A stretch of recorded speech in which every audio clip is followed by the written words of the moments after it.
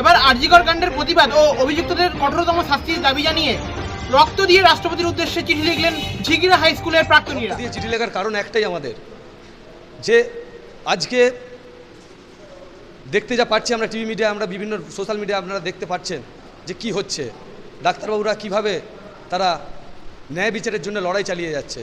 আমাদের এই রক্তদান, এই রক্ত দিয়ে আমাদের এই লেখা হলো রাষ্ট্রপতিকে চিঠি, বা রক্ত দিয়ে আমরা লিখলাম fight for RG Kar, justice for RG Kar আমরা যে লিখছি।